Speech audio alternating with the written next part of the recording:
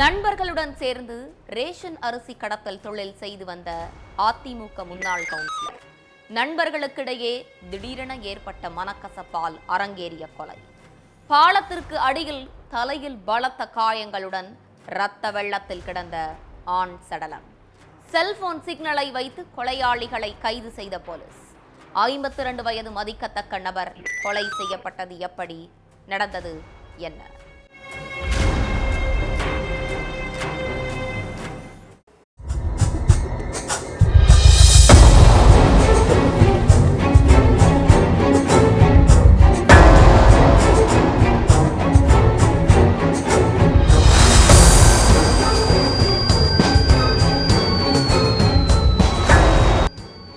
நாமக்கல் கரூர் தேசிய நெடுஞ்சாலை வழியா அதிகப்படியான வாகனங்கள் போறதும் வர்றதுமா இருந்திருக்கு.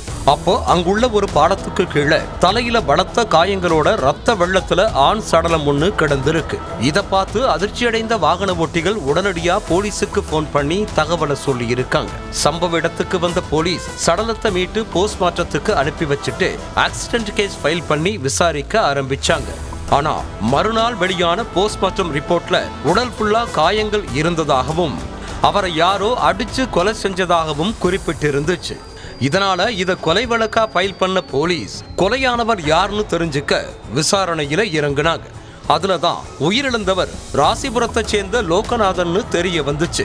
அதுக்கடுத்து லோகநாதனை கொலை செஞ்சவங்க எந்த வழியா தப்பிச்சு போனாங்கன்னு கண்டுபிடிக்க போலீஸ் அந்த ஏரியாவில் உள்ள மொத்த சிசிடிவி காட்சிகளை ஆய்வு செஞ்சாங்க. ஆனா அதுல எந்த ஒரு தகவலும் கிடைக்கல. அதுக்கடுத்து அங்கிருந்த லோகநாதனோட செல்போனை கைப்பற்றின போலீஸ் அவரோட செல்போன் சிக்னலை வச்சு லோகநாதன் பயணிச்ச வழித்தடங்களை ஆய்வு செஞ்சாங்க.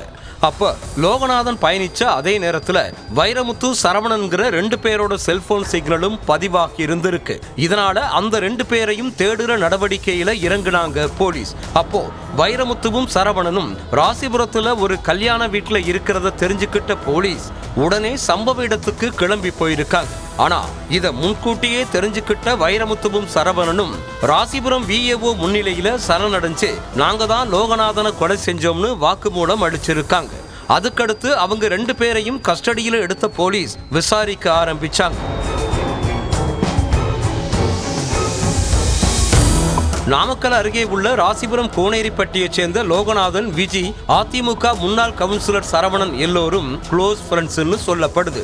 இந்த கும்பல் இல்லீகலான முறையில கட்ட பஞ்சாயத்து, அடிதடி, ரேஷன் அரிசி கடத்தல் பல பிசினஸ்களை பண்ணி பணம் சம்பாதிச்சுட்டு இருந்திருக்காங்க.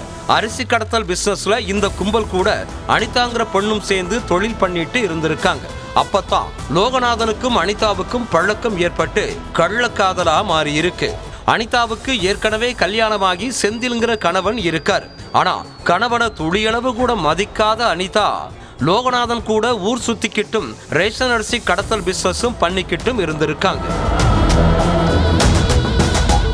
இதுக்கடையில லோகநாதனுக்கு உடல்நிலை சரியில்லாம போயிருக்கு.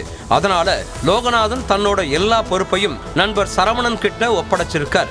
சரவணன் கிட்ட பிசினஸ் கைமாறினதால லோகநாதன் கிட்ட பேச்ச குறைச்சுக்கிட்ட அனிதா சரவணன் கூட நெருங்கி பழக ஆரம்பிச்சிருக்காங்க. இந்த விஷயத்தை கேள்விப்பட்ட லோகநாதன் காதலி அனிதாவை கண்டிச்சிருக்கார். உன்னை நான் ராணி மாதிரி பார்த்துக்கிட்டேன், உனக்காக அதிக பணத்தை செலவு பண்ணியிருக்கேன், ஆனா நீ சரவணன் கூட பழகிட்டு இருக்க, சரவணன் கூட நீ பேசுறது எனக்கு சுத்தமா பிடிக்கல, அதனால அவன் கூட பேசுறத நிறுத்திக்கோன்னு சொல்லி இருக்கார். இதை கேட்டு கடுப்பான அனிதா சரவணன் கூட பேசாமலும் அவர் போன் பண்ணா எடுக்காமலும் இருந்திருக்காங்க. அனிதாவோட நடவடிக்கையை பார்த்து கோபமான சரவணன் நேரா அவங்க வீட்டுக்கு போயிருக்காரு. எதுக்கு என் கூட பேச மாட்டேங்கிற, ஏன் என்னோட போனை அட்டென்ட் பண்ண மாட்டேங்கிறன்னு கேட்டிருக்காரு சரவணன். அதுக்கு அனிதா, லோகநாதனுக்கு நம்ம பழகுற விஷயம் தெரிஞ்சிருச்சு, இனி அவனை விட்டு வச்சா நம்மள நிம்மதியா வாழ விட மாட்டான்னு சொல்லி அழுது இருக்காங்க. அனிதா அழுததை பார்த்து கொதிச்சு போன சரவணன் லோகநாதனை கொலை பண்ண திட்டம் போட்டிருக்கார். அதுக்காக தன்னோட நண்பர் வைரமுத்துவோட சேர்ந்து பக்காவா ஸ்கெட்ச் போட்டிருக்காரு சரவணன். சம்பவத்தன்னைக்கு ராசிபுரத்துல சரவணனோட மகளுக்கு கல்யாணம் நடக்க இருந்துச்சு. அப்போ லோகநாதனுக்கு போன் பண்ண சரவணன் மகள் கல்யாண நிகழ்ச்சிக்காக சரக்கு பார்ட்டி வச்சிருக்கேன்னு சொல்லி கூப்பிட்டு இருக்காரு.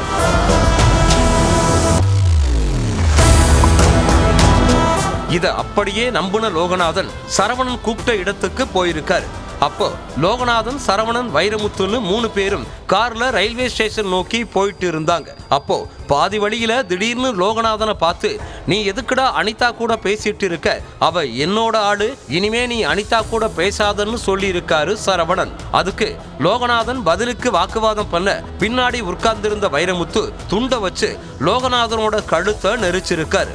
அப்போ இரும்பு கம்பியை எடுத்த சரவணன் லோகநாதனோட தலையில 10 முறை ஓங்கி அடிச்சிருக்காரு. இதுல நிலை குலைஞ்ச லோகநாதன் சம்பவ இடத்திலேயே ரத்த வெள்ளத்துல துடிக்க துடிக்க உயிரிழந்துட்டார். அடுத்து சடலத்தோட அதே ஏரியாவில் ரொம்ப நேரம் சுத்திட்டு இருந்த அந்த கொலைகார கும்பல் சடலத்தை அங்குள்ள ஒரு பாலத்துக்கு கீழே வீசிட்டு தப்பிச்சு போயிட்டாங்க. விசாரணையோட முடிவுல எல்லா உண்மைகளையும் தெரிஞ்சுக்கிட்ட போலீஸ் சரவணன், வைரமுத்துவை அரெஸ்ட் பண்ணி சிறையில அடைச்சிட்டாங்க.